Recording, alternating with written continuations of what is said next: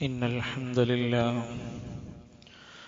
نحمده ونستعينه ونستغفره ونعوذ بالله من شرور أنفسنا ومن سيئات أعمالنا من يهده الله فلا مضل له ومن يضلل فلا هادي له وأشهد أن لا إله إلا الله وحده لا شريك له وأشهد أن محمدا عبده ورسوله أرسله بالهدى ودين الحق ليظهره على الدين كله ولو كره المشركون اللهم صل على محمد وعلى آل محمد كما صليت على إبراهيم وعلى آل إبراهيم إنك حميد مجيد اللهم بارك على محمد وعلى آل محمد كما باركت على إبراهيم وعلى آل إبراهيم إنك حميد مجيد أما بعد فإن خير الكلام كلام الله وخير الهدي هدي محمد صلى الله عليه وسلم وشر الأمور محدثاتها وكل محدثة بدعة وكل بدعة ضلالة وكل ضلالة في النار أيها الإخوة والأخوات أوصيكم وإياي أولا بتقوى الله يا أيها الذين آمنوا اتقوا الله حق تقاته ولا تموتن إلا وأنتم مسلمون أعوذ بالله من الشيطان الرجيم لقد جاءكم رسول من أنفسكم عزيز عليه ما عنتم حريص عليكم بالمؤمنين رؤوف رحيم. ബഹുമാന്യരായ സഹോദരങ്ങളെ, സത്യവിശ്വാസികളെ, വിശ്വാസിനികളെ, ലോകത്തിന്റെ സംരക്ഷകനും നമ്മുടെ എല്ലാം റിസ്ക് നൽകുന്ന റസാഖുമായിട്ടുള്ള റബ്ബുൽ ആലമീൻ അല്ലാഹുവിന്റെ പടച്ച റബ്ബിന്റെ തീരുമാനങ്ങളെ അംഗീകരിച്ചുകൊണ്ട് അവന്റെ ഇഷ്ടാനിഷ്ടങ്ങളെ മനസ്സിലാക്കിക്കൊണ്ട് സ്വർഗലോകത്തെ സ്വപ്നം കണ്ടുകൊണ്ട് പരലോകത്തെ വിജയത്തെ മുന്നിൽ കണ്ടുകൊണ്ട് എല്ലാ നന്മകളിലും മുന്നിട്ട് വരുവാനും തിന്മകളിൽ നിന്ന് മാറി സഞ്ചരിച്ച് തഖ്വയുള്ള ജീവിതത്തെ നയിക്കുവാനും ഓരോരുത്തരും ആത്മാർത്ഥമായി പരിശ്രമിക്കണമെന്ന ആമുഖമായി എന്നെയും തുടർന്ന് നിങ്ങളെയും ഓർമ്മപ്പെടുത്തുകയാണ്, വസിയത്ത് ചെയ്യുകയാണ്. അള്ളാഹു നമ്മെല്ലാം അവൻ ഇഷ്ടപ്പെടുന്ന സജ്ജനങ്ങളിൽ സ്വാലിഹീങ്ങളിൽ ഉൾപ്പെടുത്തി അനുഗ്രഹിക്കുമാറാകട്ടെ. ചരിത്ര ഗ്രന്ഥങ്ങൾ പഠിക്കുന്ന വായിക്കുന്ന എല്ലാ മനുഷ്യർക്കും അറിയാം, ലോക ചരിത്രത്തിൽ ഒട്ടനേകം പ്രഗത്ഭ വ്യക്തികൾ ഉണ്ടായിട്ടുണ്ട്. വ്യത്യസ്ത മതങ്ങളിലും വ്യത്യസ്ത പ്രദേശങ്ങളിലുമായി വന്ന ആ ചരിത്ര പുരുഷന്മാർ അവരെ കൊണ്ട് ചെയ്യാൻ കഴിയാവുന്ന മികച്ച സംഭാവനകൾ ലോകത്തിന് നൽകിയിട്ടുണ്ട്. അക്കൂട്ടത്തിൽ ഏറെ പ്രസിദ്ധമായ ഒരു ചരിത്ര ഗ്രന്ഥമാണ് ദ 100 എന്ന പേരിൽ അറിയപ്പെടുന്ന 100 മനുഷ്യരുടെ പ്രഗത്ഭരുടെ ചരിത്രം കോർത്തിണക്കിയ മൈക്കൽ എച്ച് ഹാർട്ട് എന്ന് പറയുന്ന ഒരു അമുസ്ലിമായ ചരിത്രകാരന്റെ പുസ്തകം. അതിൽ ലോക ചരിത്രത്തിൽ അത്ഭുതങ്ങൾ ഉണ്ടാക്കിയ മാതൃകകൾ പകർന്ന 100 പേരുടെ ചരിത്രത്തിൽ 8ാം സ്ഥാനത്ത് മദർ തെരേസയുണ്ട്, 11ാം സ്ഥാനത്ത് തോമസ് ആൽവ എഡിസൺ ഉണ്ട്. ഇങ്ങനെ ഒരുപാട് ആളുകളുടെ പേര്, യേശുക്രിസ്തുവിന്റെ പേര് അതിൽ കൊടുത്തിട്ടുണ്ട്, ചരിത്രം കൊടുത്തിട്ടുണ്ട്. ആ ചരിത്ര ഗ്രന്ഥത്തിന്റെ 1ാമത്തെ വ്യക്തിയുടെ പേര് ദ പ്രോഫറ്റ് മുഹമ്മദ് സല്ലല്ലാഹു അലൈഹി വസല്ലം. ഒരു മുസ്ലിം അല്ല. ആ ചരിത്രത്തിന്റെ ഗ്രന്ഥം വായിക്കുമ്പോൾ എന്തുകൊണ്ട് 1ാം സ്ഥാനത്ത് ഈ പ്രവാചകന്റെ പേര് കൊടുക്കുന്നു എന്നത് അദ്ദേഹം സവിസ്തരം വിശദീകരിക്കുന്നുണ്ട്. മലയാളത്തിലേക്ക് ആ ഗ്രന്ഥം തർജ്ജമ ചെയ്തിട്ടില്ല, ഇംഗ്ലീഷിലാണ് ഗ്രന്ഥമുള്ളത്. സ്വാതന്ത്ര്യദിനവുമായി ബന്ധപ്പെട്ടുകൊണ്ട് നമ്മളൊക്കെ പലപ്പോഴും കേൾക്കുന്ന, ആവർത്തിച്ചു പറയുന്ന ഗാന്ധിജിയുടെ ചരിത്രം എപ്പോഴെങ്കിലും ഒരു ഇന്ത്യക്കാരനായ ഞാനും നിങ്ങളും ചരിത്രം പഠിക്കുക എന്ന ലക്ഷ്യത്തോടെ വായിച്ചിട്ടുണ്ടോ? ഗാന്ധിജി മദ്യവർജനത്തെക്കുറിച്ച് എഴുതി വെച്ച പുസ്തകത്തിൽ രേഖപ്പെടുത്തിയിട്ടുണ്ട്, ലോക ചരിത്രത്തിൽ മദ്യം നിർമാർജനം ചെയ്യാൻ ഏറ്റവും നല്ല മാതൃക കാണിച്ച വ്യക്തി മക്കയുടെ ഭരണാധികാരി, മക്കയിൽ നിന്ന് മദീനയിലേക്ക് പലായനം ചെയ്ത് 23 കൊല്ലം കൊണ്ട് മദ്യനിർമാർജനം മാതൃകയാക്കിയ പ്രവാചകൻ മുഹമ്മദിനെയാണ് ഞാൻ ഇഷ്ടപ്പെടുന്നതെന്ന് ഗാന്ധിജി എഴുതി വെച്ചു. അദ്ദേഹം ചേർത്ത് വെച്ച 2 വാചകങ്ങൾ കൂടെയുണ്ട്. മദ്യം വേണ്ടെന്നും പാടില്ലെന്നും പറയുകയും ജീവിതത്തിൽ ഒരിക്കലും മദ്യപിക്കാതിരിക്കുകയും മദ്യപിച്ചിരുന്ന ഒരു സമൂഹത്തെ മുഴുവൻ അതിനെതിരെ പ്രവർത്തിക്കുന്ന ധാർമ്മിക ബോധമുള്ളവരാക്കി മാറ്റുകയും ചെയ്ത ലോക നേതാവാണ് പ്രവാചകൻ മുഹമ്മദ് സ്വല്ലല്ലാഹു അലൈഹി വസല്ലം എന്ന് ഗാന്ധിജി പോലും എഴുതി വെച്ചുവെങ്കിൽ ഒരു മുസ്ലിമായ ഞാനും നിങ്ങളും ചരിത്രത്തിൽ എപ്പോഴെങ്കിലും വായിച്ചിട്ടുണ്ടോ, പഠിച്ചിട്ടുണ്ടോ നമ്മുടെ പ്രവാചകന് എത്ര വിമർശനങ്ങളാണ് നടന്നുകൊണ്ടിരിക്കുന്നത്? മുസ്ലിമിന്റെ ഇസ്ലാമിന്റെ അകത്തു നിന്നും പുറത്തു നിന്നും ഇസ്ലാമിനെ വിമർശിച്ചു കൊണ്ടിരിക്കുന്നവരുണ്ട്. പ്രവാചകന്റെ വിവാഹങ്ങൾ വിമർശിക്കുന്നവരുണ്ട്, നബിതങ്ങൾ പങ്കെടുത്ത യുദ്ധങ്ങൾ വിമർശിക്കുന്നവരുണ്ട്, അടിമ വിഷയങ്ങളുമായി ബന്ധപ്പെട്ട വിമർശനങ്ങൾ ഒരു പഠനവുമില്ലാതെ വിമർശിക്കുന്നവരുണ്ട്. എന്തിനേറെ നമ്മുടെ സമുദായത്തിനകത്ത് തട്ടമിട്ടവരും തൊപ്പിയിട്ടവരും അടക്കമുള്ളവർ വരെ പ്രവാചകനെതിരെ കൊഞ്ഞനം കുത്തുന്ന പലതും പറഞ്ഞുകൊണ്ടിരിക്കുമ്പോ നമുക്ക് എന്തെങ്കിലുമൊക്കെ ചെയ്യാൻ പറ്റിയിട്ടുണ്ടോ? ആരാണ് നബി? അല്ലാഹുവിന്റെ ഖുർആൻ പറയാണ്, ലോകത്തെ എവിടെ മനുഷ്യരുണ്ടോ ആ മനുഷ്യരെ സന്മാർഗം കാണിക്കാൻ ചില മനുഷ്യരെ അല്ലാഹ് നിശ്ചയിക്കും. ലികുല്ലി ഖൗമിൻ ഹാദ്, എല്ലാ സമുദായത്തിനും ഒരു ഹാദ് ഉണ്ടാകും. ഹാദ് സന്മാർഗം കാണിക്കുന്ന വ്യക്തി, വഴി കാണിക്കുന്ന ഒരു ഗൈഡ് ഉണ്ടാകും. അങ്ങനെ നമ്മുടെ ഉമ്മത്തിലേക്ക് വന്ന ഗൈഡാണ്, സന്മാർഗം പഠിപ്പിച്ചു കൊടുക്കാൻ വേണ്ടി വന്ന പ്രവാചകനാണ്.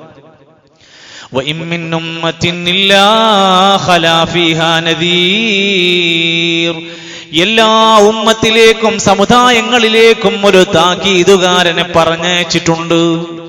അങ്ങനെ വന്നൊരു താക്കീതുകാരനാണ് നമ്മുടെ നബി. നബിന്റെ മഹത്തരമായ ഗുണം വിശദീകരിക്കുന്ന സൂറത്തു തൗബ അവസാനിക്കുമ്പോ 129 ആയത്തുള്ള സൂറത്തു തൗബയുടെ അവസാനത്തെ തൊട്ട് മുമ്പത്തെ ആയത്ത് 128. ഒന്ന് മനസ്സറിഞ്ഞൊന്ന് വീട്ടിൽ പോയി വായിക്ക്, സ്വസ്ഥമായിട്ട് അർത്ഥം വെച്ചൊരിക്കലെങ്കിലും പഠിക്ക്.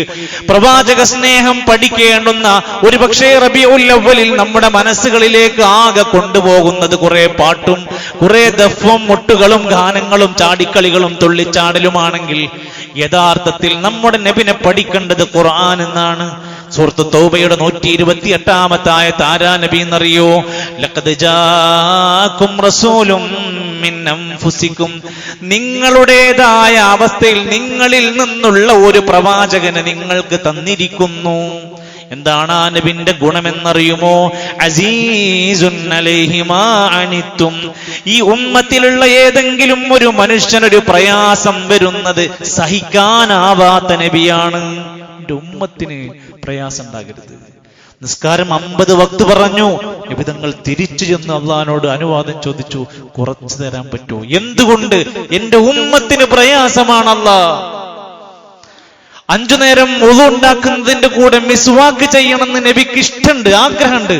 എന്റെ ഉമ്മത്തിന് അത് പ്രയാസമാകില്ലായിരുന്നുവെങ്കിൽ നിർബന്ധമാക്കുമായിരുന്നു.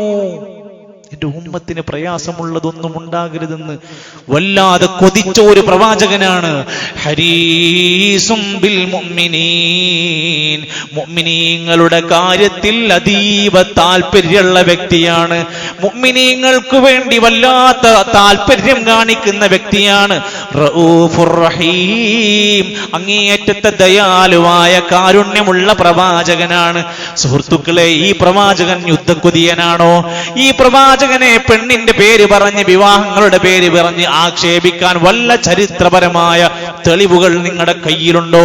ഞാനും നിങ്ങളുമൊക്കെ സോഷ്യൽ മീഡിയയിലും മൊബൈൽ ഫോണിലും ഒക്കെയായി വിരഹിച്ചു കൊണ്ടിരിക്കുകയാണ്. നമ്മുടെ എപ്പോഴെങ്കിലും ഒരു മെസ്സേജോ ഒരു വീഡിയോയോ നമ്മുടെ പ്രവാചകനെതിരെ വിമർശനങ്ങൾ വന്നപ്പോൾ ഷെയർ ചെയ്തിട്ടുണ്ടോ? അത്തരം ഒരു പ്രോഗ്രാമെങ്കിലും നമ്മൾ കണ്ടിട്ടുണ്ടോ? അത്തരം ഒരു മെസ്സേജ് നമ്മുടെ ഫോണിൽ നിന്ന് ഒരാൾക്ക് അയച്ചു കൊടുത്തിട്ടുണ്ടോ? നമ്മൾ എന്താണ് ഇതിനെ ഏറ്റെടുക്കാത്തത്? ഈ വിമർശനങ്ങൾക്കുള്ള മറുപടി നമ്മളാണ്. അത് നമ്മുടെ ഉത്തരവാദിത്തമാണ്. അള്ളാഹുവിന്റെ ഖുർആൻ നോക്കൂ നിങ്ങൾ, പ്രവാചകന്മാർക്കിടയിൽ നിന്നൊരു ഉന്നതമായ സ്ഥാനം കൊടുക്കുകയാണ്. യാ നൂഹ്, അള്ളാഹുവിന്റെ ഖുർആനിൽ അള്ളാഹ് വിളിച്ചിട്ടുണ്ട് നൂഹേ. യാ മൂസ വിളിയുണ്ട്, യാ ഇബ്രാഹിം വിളിയുണ്ട്, യാ മുഹമ്മദ് എന്ന ഖുർആനിൽ എവിടെയും പരാമർശമില്ല. മറിച്ച് അല്ലാഹ് പോലും ഖുർആനിൽ വിളിക്കുന്നത് യാ അയ്യുഹർ റസൂൽ, റസൂലേ. പിന്നെ ബാക്കി പറയുള്ളൂ. യാ അയ്യുഹൻ നബിയു, നബിയേ എന്നാണ് വിളിക്കുന്നത്. ഒരു പ്രത്യേക ബഹുമതി ആണ് അള്ളാഹുവിന്റെ പ്രവാചകൻ സല്ലല്ലാഹു അലൈഹി വസല്ലം ഖുർആൻ വരെ കൊടുത്തിരിക്കുന്നത്. ആ പ്രവാചകനെ പറ്റി അള്ളാഹിന്റെ ഖുർആൻ പറയാണ്, വ ഇന്നക ലഅലാ ഖുലുഖിൻ നദീം, നബിയേ, നിങ്ങൾ മഹത്തായ സ്വഭാവത്തിന്റെ ഉടമയാണ്. ഒരു ദുസ്വഭാവവുമില്ല, ഒരു ദുശ്ശീലവുമില്ല, ഒരു വേണ്ടാത്ത വർത്തമാനമില്ല, ആളുകളെ തമ്മിൽ തല്ലിക്കുന്ന പരിപാടിയില്ല, വെറുതെ തർക്കിച്ച് നടക്കുന്ന പരിപാടിയില്ല, ഇസ്ലാമിന് എതിരായുള്ള ഒരു പ്രവർത്തനങ്ങളും വരാത്ത സ്വഭാവ മഹിമയുള്ള പ്രവാചകരാണ് നബിയേ എന്ന് അള്ളാഹുവിന്റെ ഖുർആനാണ് സർട്ടിഫിക്കറ്റ് കൊടുക്കുന്നത്. എന്നിട്ട് നമ്മളോട് പറയാണ്, നിങ്ങൾ എന്താ ചെയ്യേണ്ടത്? നബി നിങ്ങൾക്ക് മാതൃകയാണ്. എന്ത് കാര്യത്തിലും നിങ്ങൾ ഏറ്റെടുക്കണം. ലഖദ് കാന ലക്കും ഫീ റസൂലില്ലാഹി ഉസ്വത്തുൻ ഹസന. നിങ്ങളുടെ പ്രവാചകനിൽ നിങ്ങൾക്ക് ഉത്തമമായ മാതൃകയുണ്ട്. എന്ത് കാര്യം എടുത്തോ, നിങ്ങൾക്ക് ഉത്തമമായ മാതൃകയുണ്ട്. ആർക്കാണ് ആ മാതൃക സ്വീകരിക്കാൻ കഴിയുക എന്നറിയുമോ? ലിമൻ കാന യർജുല്ലാഹ വൽ യൗമിൽ ആഖിർ. പരലോകത്തിലും അല്ലാഹുവിലും വിശ്വസിക്കുന്ന ആളുകൾക്ക് ഇതിൽ മാതൃകയുണ്ട്. വദക്കറല്ലാഹ കസീറാ. അല്ലാഹനെ ധാരാളമായി ഓർക്കുന്നവർക്കും ഈ നബിയിൽ ഒരുപാട് മഹിതമായ മാതൃകയുണ്ട്. നമുക്കുള്ളതാണ്. സഹോദരങ്ങളെ, നമുക്ക് പറയാൻ കഴിയണം, നബി സല്ലല്ലാഹു അലൈഹി വസല്ലം 11 വിവാഹം കഴിച്ചിട്ടുണ്ട്. ശരിയാണ്. നബി സല്ലല്ലാഹു അലൈഹി വസല്ലം പ്രായം വളരെ കുറഞ്ഞു പോയ ആയിഷ ബീവിനെ കല്യാണം കഴിച്ചിട്ടുണ്ട്. ശരിയാണ്. എന്നാൽ ആയിഷ ബീവിയുടെ വിവാഹത്തിന്റെ പേര് പറഞ്ഞ് വിമർശിക്കുന്നവരോട് തിരിച്ചു ചോദിക്കണം, ആയിഷ ബീവിയെ കല്യാണം കഴിപ്പിച്ചു കൊടുത്ത വലിയ അബൂബക്കർ സിദ്ദീഖ് റളിയല്ലാഹു അൻഹുവാണ്. ഒരു പരാതി എവിടെയെങ്കിലും ചരിത്രത്തിലുണ്ടോ? വിവാഹത്തിന് നിന്നുകൊടുത്തത് ആയിഷ ബീവിയല്ലേ. പിന്നീട് നബി തങ്ങളുടെ കൂടെ ജീവിച്ച ആ കൊല്ലങ്ങളിൽ 18ാമത്തെ വയസ്സിലാണല്ലോ നബി തങ്ങള് വഫാത്താകുന്ന. ആയിഷ ബീവിക്ക് 18 വയസ്സാ. ഈ കൊല്ലത്തിനിടക്ക് എപ്പോഴെങ്കിലും ഒരു പ്രയാസം നബി തങ്ങളിൽ നിന്നുണ്ടായതായി ആയിഷ ബീവി ചരിത്രത്തിൽ എവിടെയെങ്കിലും സംസാരിച്ചിട്ടുണ്ടോ? ഇല്ല. നബി തങ്ങൾ മരിക്കുന്ന സമയത്ത് 9 ഭാര്യമാർ ഹയാത്തിലുണ്ടായിരുന്നു. ആരെങ്കിലും ഒരാൾ എന്നോട് അനീതി കാണിച്ചു, എന്നെ സ്നേഹിച്ചില്ല, എന്നെ പരിഗണിച്ചില്ല എന്നൊരു പരാതി ഉണ്ടായിരുന്നു? ഇല്ല. സുഹൃത്തുക്കളെ, നമുക്ക് 1 ഭാര്യയായിരിക്കാം, 2 ഭാര്യയായിരിക്കാം, മാക്സിമം നമുക്ക് 4 ഭാര്യമാരാണ് ഇസ്ലാം അനുവദിച്ചു തന്നത്. എപ്പോ? നീതിയോടെയുള്ള ആ ജീവിത വ്യവസ്ഥക്ക് വേണ്ടിയാണ് അത് പറഞ്ഞിരിക്കുന്നത്. സഹോദരങ്ങളെ, ആ ഭാര്യയോടുള്ള നമ്മുടെ പെരുമാറ്റം എന്താ? നമുക്ക് മാതൃക ഉണ്ട് എന്നാ പഠിപ്പിച്ചത്.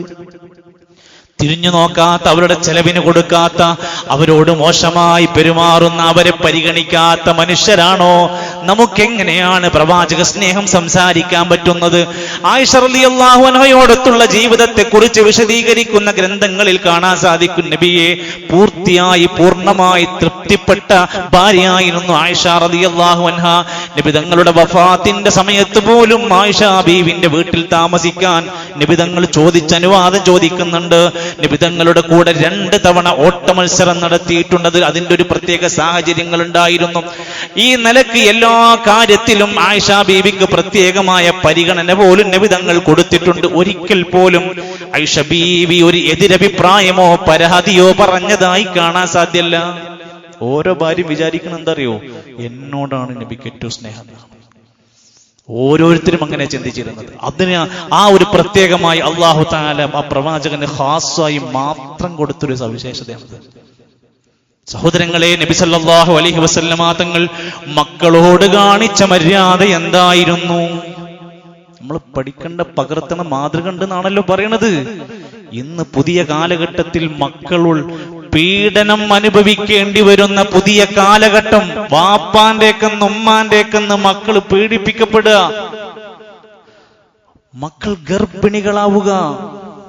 വായിക്കും, ആരൊക്കെയാണ് പ്രതികളെന്ന് വായിച്ചു നോക്ക് നിങ്ങൾ. അനീതി കാണിക്ക മക്കളോട്. അതോടൊപ്പം തന്നെ ഒട്ടനേകം ചൂഷണങ്ങൾക്ക് അവരെ വിധേയരാക്കുക. ധാരാളക്കണക്കിന് ഉപദ്രവങ്ങൾ വരുത്തി വെക്കുന്നവരെ നമ്മുടെ പ്രവാചകൻ നിങ്ങൾക്ക് മാതൃക. ഇതിലൊന്നുമല്ല ഇസ്ലാമിന്റെ ഏറ്റവും സുന്ദരമായ മുഖം പഠിപ്പിച്ചു തരിക. വളരെ വിവേകത്തോടെ മാന്യമായ പ്രവാചകന്റെ മാതൃകാ സ്വഭാവമായിരുന്നു മക്കളോട്. ഏതൊരു പിതാവിനും മാതാവിനും റസൂലിന്റെ മാതൃകയുണ്ട് ഈ വിഷയത്തിൽ. അതിനാൽ മഹദി ഫാത്തിമ റളിയല്ലാഹു അൻഹാ നബി സല്ലല്ലാഹു അലൈഹി വസല്ലമക്ക് ഏറെ ഇഷ്ടമുണ്ടായിരുന്ന ഒരു മകളല്ലേ. കൂടുതൽ നമുക്കറിയാൻ സാധിക്കും. വഫാത്തിന്റെ സമയത്ത് വരെ നമുക്ക് ചെറിയ പ്രായത്തിലൊക്കെ മക്കളോട് ഭയങ്കര സ്നേഹമായിരിക്കുമല്ലോ അല്ലേ?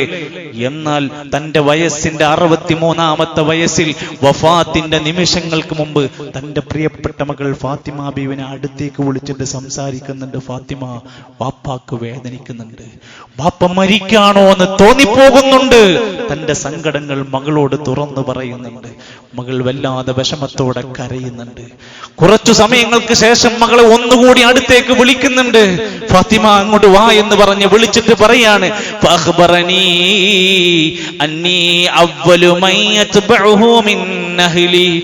ഇനി ഞാൻ മരിച്ചാൽ എന്റെ ഖബറിന്റെ ചാരത്തേക്ക് എന്റെ കുടുംബത്തിന്ന് ആദ്യം വരുന്നത് നീയായിരിക്കും. ഞാൻ മരിച്ചാല് ഇനി ഈ കുടുംബത്തിൽ നിന്ന് ആദ്യം മരിക്കാൻ പോണത് ഇയ്യായിരിക്കും മോള്, ഫാത്തിമനോട് പറയണത്. അത് കേട്ടപ്പോൾ ഫാത്തിമ ബീവി അപ്പ ചിരിച്ചുപോയി, സന്തോഷാകാണ് ചെയ്തത്. ആ ഫാത്തിമ ബീവിന്റെ ചരിത്രത്തിൽ ഏറെ കാണാൻ സാധിക്കുന്നവരുടെ വിവാഹവുമായി ബന്ധപ്പെട്ടാണ്.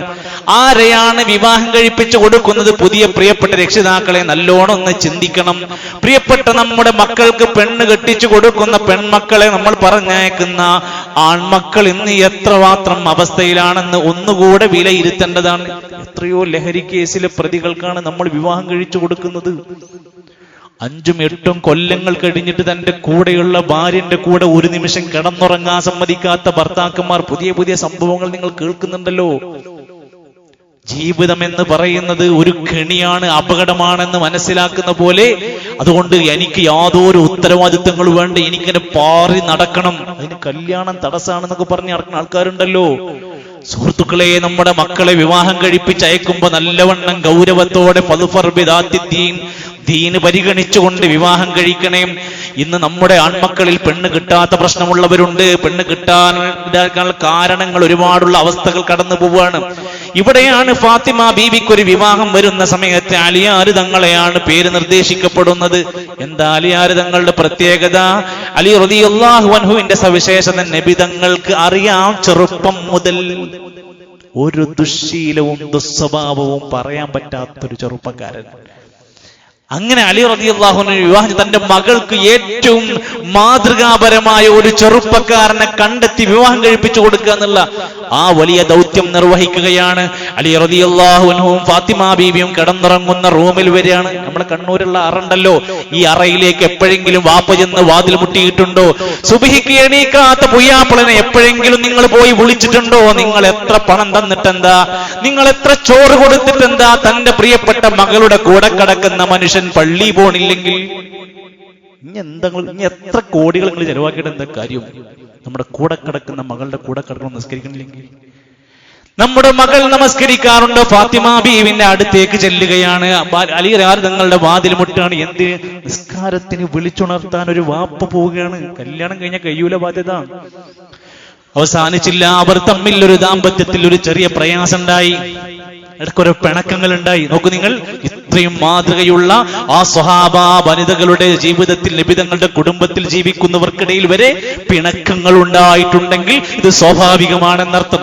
ആ പിണക്കമുണ്ടായപ്പോ നബിതങ്ങൾ നേരെ കയറി ചെല്ലുകയാണ്. ആരുടെ അടുത്തേക്ക്? പുയ്യാപ്പിളന്റെ അടുത്തേക്കില്ലേ. എന്നിട്ട് എന്താ പറയണത്? എന്റെ മോളങ്ങ് ഒഴിവാക്കിത്താന്നാണോ? ഒറ്റ മുറിക്കല നമ്മളൊക്കെ, ഒറ്റ വെട്ട് 2 കഷ്ണം, രണ്ടാമതൊരു മയത്തിൽ വർത്തമാനം പറയാൻ അറിയില്ല, മാന്യമായി സംസാരിക്കാൻ അറിയില്ല, പ്രശ്നം ഉണ്ടാക്കാൻ അറിയും, പ്രശ്നം തീർക്കാൻ അറിയില്ല.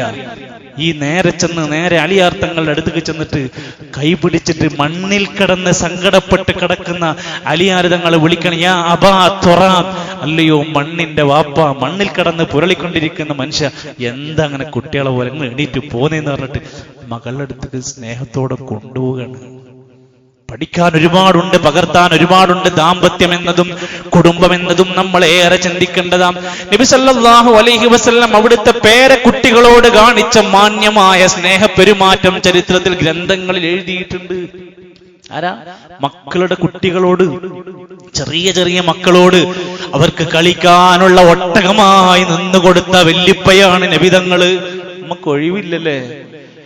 നമ്മളൊരു മിഠായി മേടിച്ചു കൊടുക്കും, ഇതിനപ്പുറത്ത് നമുക്ക് എന്തെങ്കിലും വല്ലതും ചെയ്യാൻ കഴിഞ്ഞിട്ടുണ്ടോ? നബി തങ്ങൾ ആ പേരക്കുട്ടികളെ ചേർത്ത് പിടിക്കും. അവർക്ക് കയറി കളിക്കാനുള്ള കളിപ്പാട്ടം പോലെയായിരുന്നു. നമസ്കാരത്തിൽ മുതുകത്ത് കയറിയിരിക്കും. ആ വല്യപ്പ ചീത്ത പറഞ്ഞിട്ടില്ല, വഴക്ക് പറഞ്ഞിട്ടില്ല, അടിച്ചിട്ടില്ല. നമസ്കാരത്തിൽ പ്രയാസം ഉണ്ടാക്കിയിട്ട് നമ്മളൊക്കെ എവിടെയാണെന്ന് ആലോചിച്ച് നോക്കൂ നിങ്ങൾ. നമ്മുടെ മക്കളുടെ കാര്യത്തിൽ, ഈ വിഷയത്തിൽ നോക്കൂ. പള്ളിയിലേക്ക് അവരെ കൈപിടിച്ച് കൂട്ടിക്കൊണ്ടുപോയിരുന്നു. കുട്ടികളെ പള്ളിയിലേക്ക് അടുപ്പിക്കാൻ നോക്കിയിരുന്നു. രണ്ടുപേരെയും മടിയിൽ വെച്ചിട്ട് വെല്ലിപ്പ പ്രാർത്ഥിക്കാണോ, ഈദുകുമാ ബികലിമാത്തില്ലാഹി താമ്മ മിൻ കുല്ലി ശൈത്വാനിൻ വഹാമ്മ വമിൻ കുല്ലി ഐനിൻ ലാമ്മ.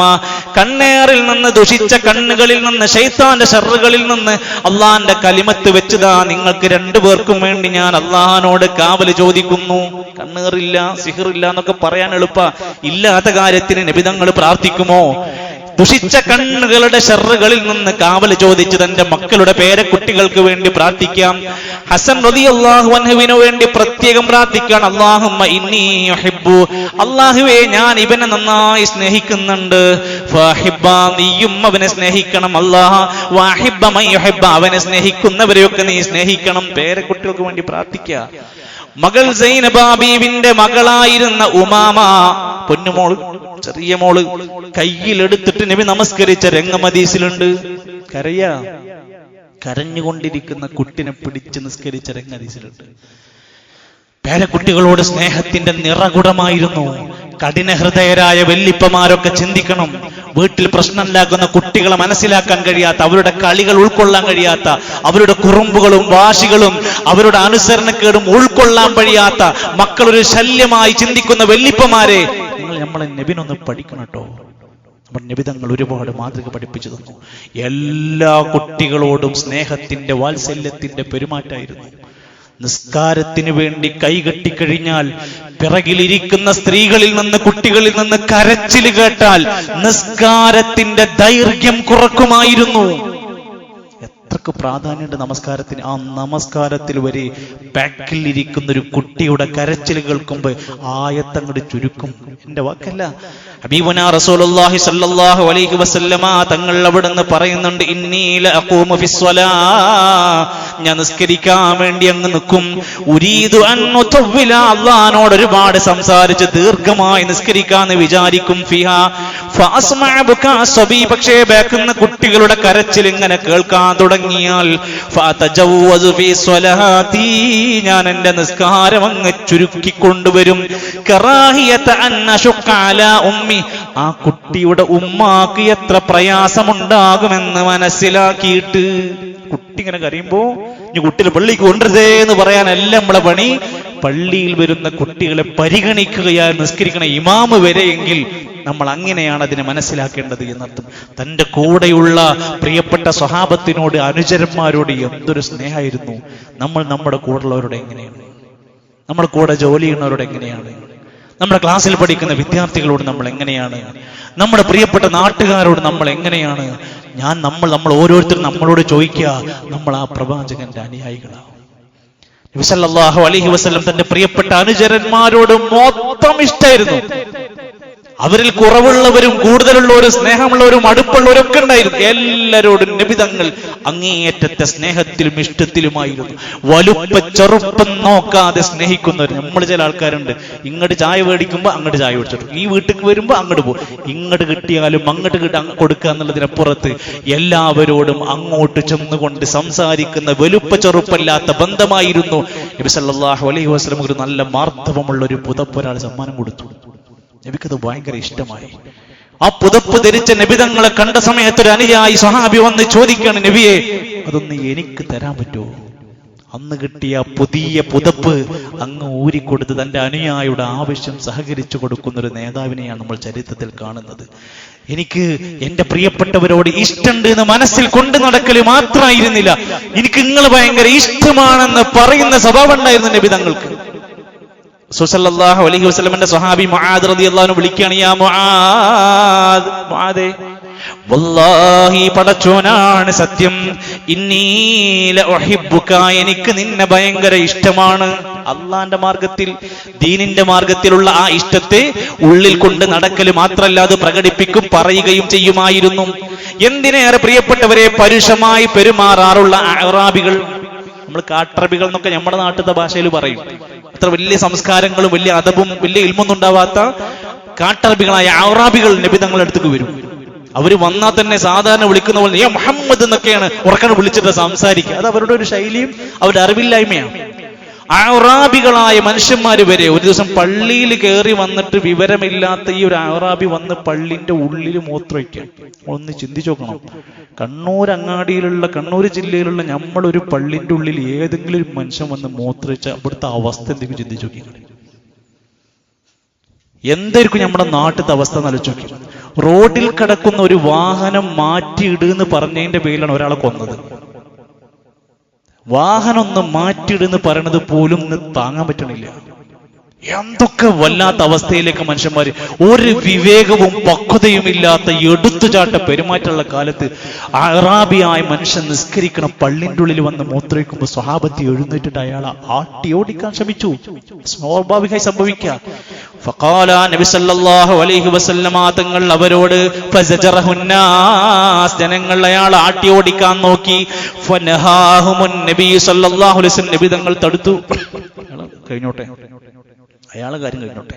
ഫലമ്മാ ഖദാ ബൗല, വിസർജനം കഴിഞ്ഞപ്പോൾ അയാളോട് വൃത്തിയാക്കാൻ പറഞ്ഞില്ല.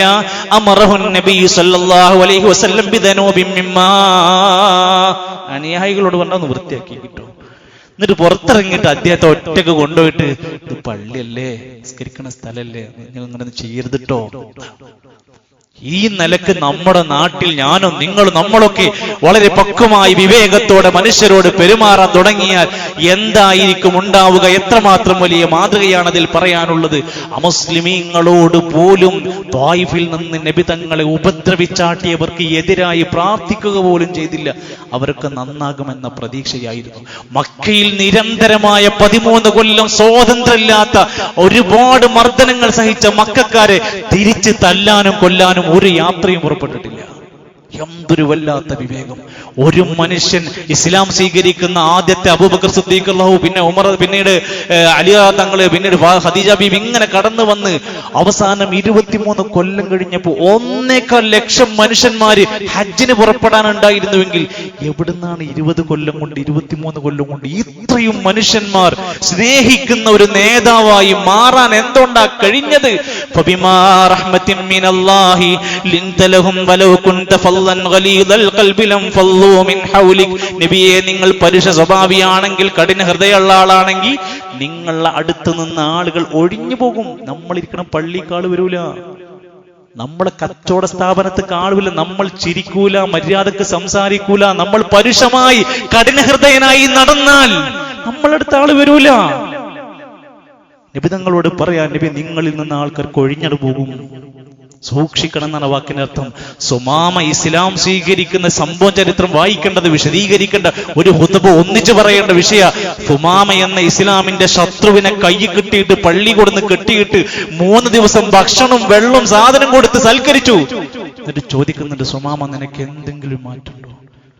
അവിടുന്ന് 3 ദിവസം കഴിഞ്ഞിട്ട് കെട്ടഴിച്ച് വിടാൻ പറഞ്ഞു. അവനെ വിട്ടേക്ക് ഒന്നും ചെയ്യണ്ടെന്ന് പറഞ്ഞ് കെട്ടഴിച്ച് പുറത്തു വിട്ടപ്പോ സുമാമ പറഞ്ഞൊരു വാക്കുണ്ട്.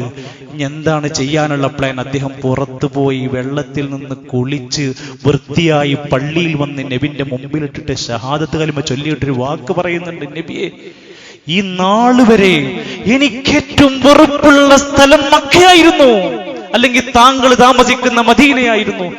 ഇന്ന് എനിക്ക് ഏറ്റവും ഇഷ്ടം മദീനയായി. 3 ദിവസം കൊണ്ട് നബിയെ, എനിക്ക് ഈ ഭൂമി ലോകത്ത് ഏറ്റവും വെറുപ്പുള്ള മനുഷ്യൻ നിങ്ങളായിരുന്നു.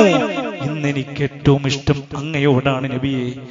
നബിയെ, എന്റെ ജീവിതത്തിൽ ഏറ്റവും പ്രയാസം നിറഞ്ഞ, ഏറ്റവും എനിക്ക് വെറുപ്പുണ്ടാക്കിയ മതം നിങ്ങളുടെ മതമായിരുന്നു.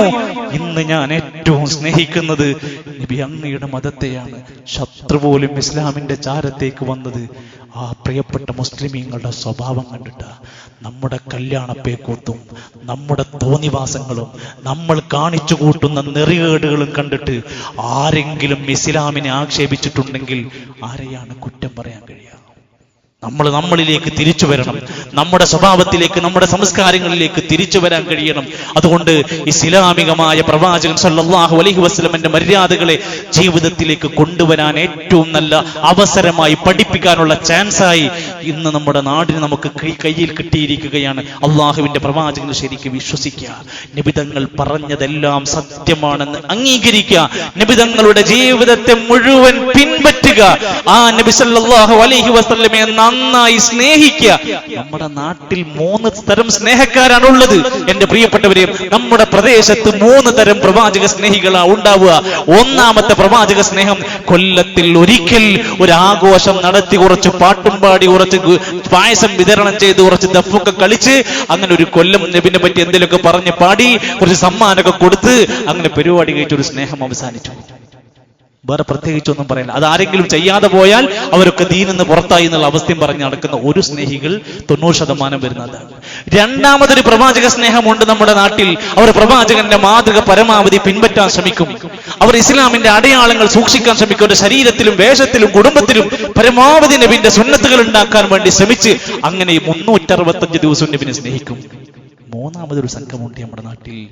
ഓലെ സംബന്ധിച്ചിടത്തോളം ആഘോഷിച്ചോട്ടെ, ആഘോഷിക്കാത്തവർ ആഘോഷിക്കണ്ട, ചെയ്യുന്നവര് ചെയ്തോട്ടെ, ചെയ്യാത്തവര് ചെയ്യണ്ട, നിങ്ങൾ എന്തിനാണ് എല്ലാത്തിലും ഇടപെടാൻ പോണെന്ന് പറഞ്ഞ് നല്ല നാട്ടിലെ നല്ല മീനി തഴയുന്ന നല്ല സ്നേഹികൾ ഓല ആരോടും ഉണ്ടാൻ പോകില്ല. നമ്മുടെ നാട്ടിലെ നല്ലൊരു ശതമാനക്കാർക്ക് ഇഷ്ടമാണ് ഓല. കാരണം എന്താ? ഓല ആരോടും ഒന്നും എതിർക്കൂല, നല്ല മനുഷ്യന്മാരാ. സുഹൃത്തുക്കളെ, ഇവിടെയാണ് ഇൻഷാ അല്ലാഹ് അടുത്ത ആഴ്ച നമുക്കത് പറയേണ്ടതുണ്ട്. യഥാർത്ഥത്തിൽ നമ്മളൊരു മനുഷ്യൻ എന്ന നിലക്ക് ഇത്രയും നേരം ഞാൻ വിശദീകരിച്ച ഈ പ്രവാചകൻ സല്ലല്ലാഹു അലൈഹി വസല്ലമയോടുള്ള എന്റെയും നിങ്ങളുടെയും വലിയ ബാധ്യതകളുണ്ട്. അത് പഠിക്കണം, അത് പ്രവർത്തിക്കാനുള്ളതാണ്, അതിലേക്ക് ആളുകളെ ക്ഷണിക്കാനുള്ള ഉത്തരവാദിത്വം നമുക്കാണ്. അല്ലാഹു സുബ്ഹാനഹു വ തആല നാളെ പരലോകത്ത് നബി സല്ലല്ലാഹു അലൈഹി വസല്ലമയുടെ ചാരത്ത്, ആ ശറഫാക്കപ്പെട്ട ആ തിരുമുഖത്തേക്ക് നോക്കി ആ പ്രവാചകന്റെ ചാരത്ത് ജീവിച്ച് സുഖത്തോടെ ആനന്ദത്തോടെ സ്വർഗത്തിൽ ലയിക്കാൻ പടച്ച റബ്ബ് നമുക്ക് എല്ലാവർക്കും തൗഫീഖ് നൽകി അനുഗ്രഹിക്കുമാറാകട്ടെ.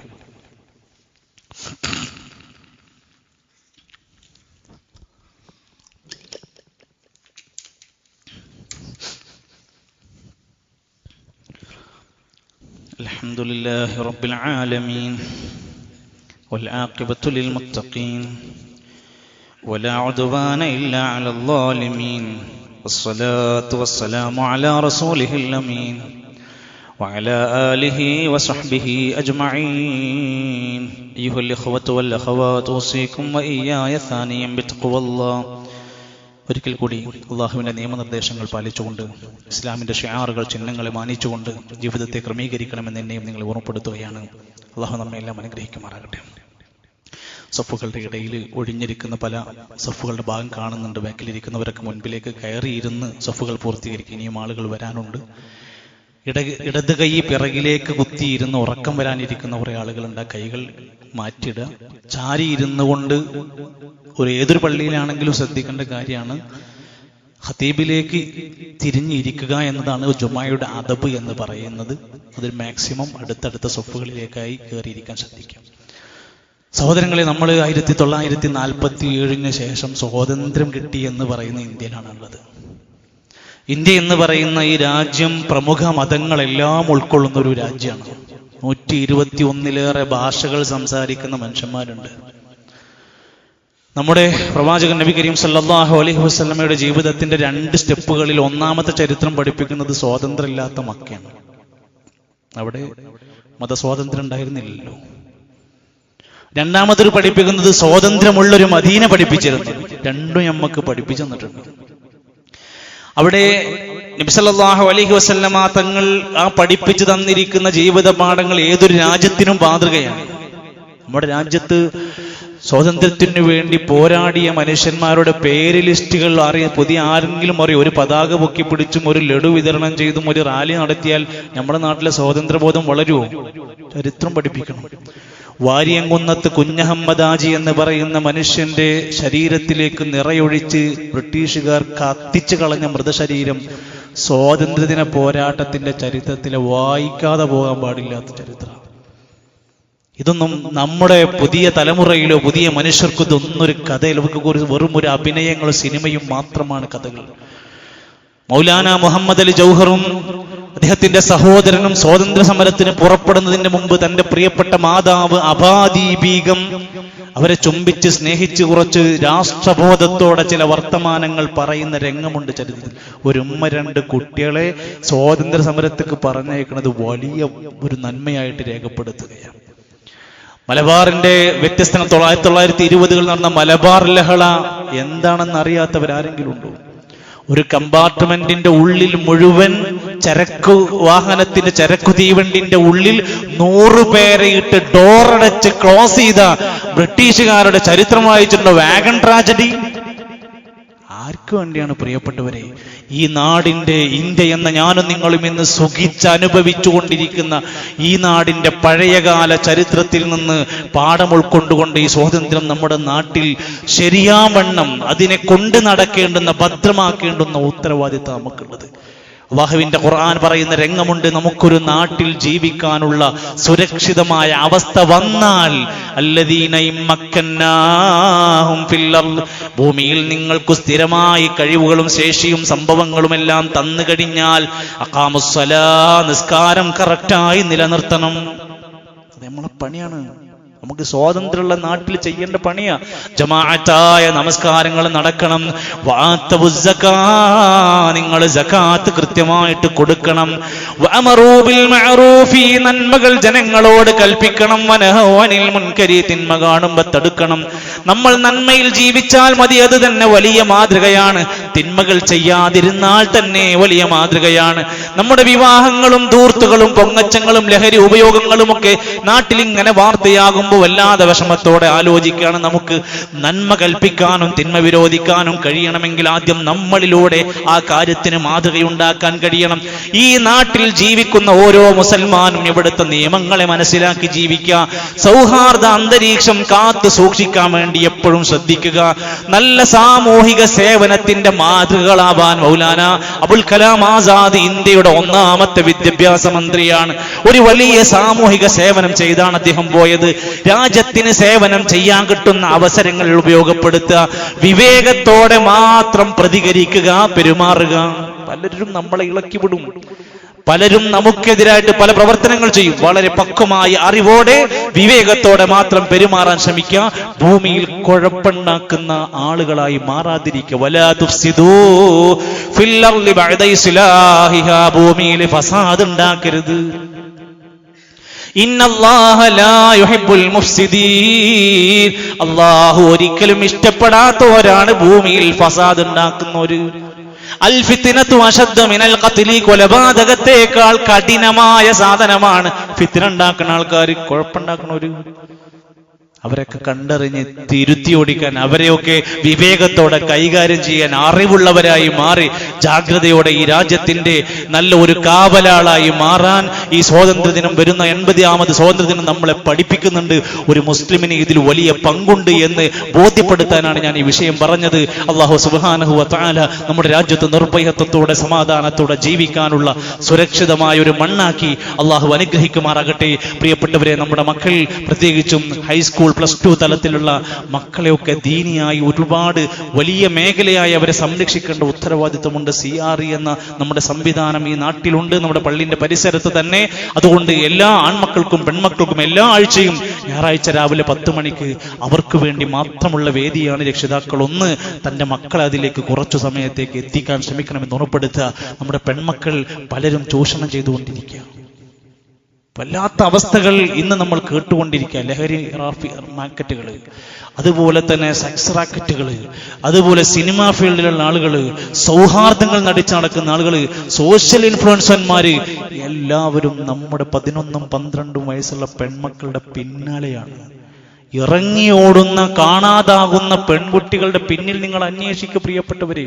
അതുകൊണ്ട് തന്നെ നമ്മുടെ പ്രസ്ഥാനത്തിന്റെ കീഴിൽ പണ്ഡിതന്മാർ അണിനിരന്നുകൊണ്ട് ഓഗസ്റ്റ് 27-ാം തീയതി കണ്ണൂർ ജില്ലയിലെ 12 വയസ്സിന്റെ 30 വയസ്സിന് വേണ്ടിയുള്ള പെൺകുട്ടികൾക്ക് മാത്രം ഒരു തർബിയത്ത് കൊടുക്കാൻ അവർക്ക് വേണ്ടി ഒരു സംഗമം സംഘടിപ്പിക്കുകയാണ്.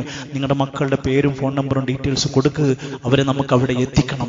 അവസാനം നമുക്ക് കിട്ടാതെ, നമുക്കൊരു കല്യാണം കഴിപ്പിച്ചു കൊടുക്കാൻ പറ്റാതെ, നമുക്ക് നാട്ടുകാരോട് എനിക്കൊരു മകളുണ്ടെന്ന് പറയാൻ പറ്റാത്ത ചീത്തപ്പേരിലേക്ക് വരുന്നതിന്റെ മുമ്പ് നമ്മുടെ കുട്ടിക്ക് ദീനും അദബും പഠിപ്പിച്ചു കൊടുക്കാൻ വേണ്ടിയാണ് എന്ന നസീഹത്ത് മനസ്സിലാക്കി ഇതിനോട് സഹകരിക്കണം, സഹായിക്കണമെന്ന് മാത്രമാണ് പറയാനുള്ളത്. അള്ളാഹു നമ്മുടെ മക്കളെയെല്ലാം സാലിഹീങ്ങളാക്കി അനുഗ്രഹിക്കുമാറാകട്ടെ. സഹോദരങ്ങളുടെ പള്ളിയുടെ പരിപാലന പ്രവർത്തനങ്ങൾക്ക് എല്ലാവരും അകമഴിഞ്ഞ് മനസ്സറിഞ്ഞ് നമ്മുടെ ഈ ഒരു പള്ളിയുടെ നിലനിൽപ്പിന് വേണ്ടി കൊതിച്ച് മനസ്സിലാക്കി പ്രാർത്ഥിച്ചുകൊണ്ട് സഹായിക്കണം, സഹകരിക്കണം, സ്വതക്ക ചെയ്യണമെന്ന് ഓർമ്മപ്പെടുത്തുകയാണ്. അള്ളാഹു നമ്മുടെ എല്ലാ സൽക്കർമ്മങ്ങളും സ്വീകരിക്കുമാറാകട്ടെ. നമ്മുടെ അടുത്ത് സംഭവിക്കുന്ന എല്ലാ തെറ്റുകുറ്റങ്ങളും പടച്ചറബ് നമുക്ക് പുറത്ത് മാപ്പ് നൽകുമാറാകട്ടെ. അള്ളാഹുവെ, നിന്റെ സ്വർഗത്തിന്റെ അഹ്ലുകാരിൽ ഞങ്ങളെ എല്ലാം ഉൾപ്പെടുത്തണേ. അള്ളാഹുവെ, നരകക്കാരിൽ നിന്ന് ഞങ്ങൾക്ക് മോചനം നൽകണമേ. അള്ളാഹുവെ, ഞങ്ങളുടെ സമ്പത്തിൽ ജീവിത മേഖലകളിലെല്ലാം ബറക്കത്ത് നൽകണമേ. അള്ളാഹുവെ, ഞങ്ങളുടെ എല്ലാ മഹത്തരമായ നന്മകളിലും ആവേശത്തോടെ പങ്കെടുക്കാൻ ഞങ്ങൾക്ക് നീ സഹായം നൽകണമേ. ഞങ്ങളുടെ മാതാപിതാക്കൾക്ക്, പ്രിയപ്പെട്ടവർക്ക് അള്ളാഹുവെ നീ ആഫിയത്തുള്ള ദീർഘായുസ് നൽകണമേ. രോഗികൾക്ക് നീ ശിഫ നൽകണേ റഹ്മാനെ. അള്ളാഹുവെ, മരണപ്പെട്ടു പോയ പ്രിയപ്പെട്ടവർക്ക് നീ മഗ്ഫിറത്തും റഹ്മത്തും നൽകണമേ. അല്ലാഹുമ്മ ഗ്ഫിർ ലിൽ മുഅ്മിനീന വൽ മുഅ്മിനാത്ത് വൽ മുസ്ലിമീന വൽ മുസ്ലിമാത്ത് അൽ ഹയാഇ മിൻഹും വൽ അംവാത്ത്. اللهم اعز الاسلام والمسلمين واذل الشرك والمشركين. اللهم انصر اخوان المسلمين في فلسطين. اللهم انصر اخوان المسلمين في كل مكان. ربنا توفنا مسلمين والحقنا بالصالحين. ربنا تقبل منا انك انت السميع العليم وتب علينا انك انت التواب الرحيم. وصلى الله على نبينا محمد والحمد لله رب العالمين.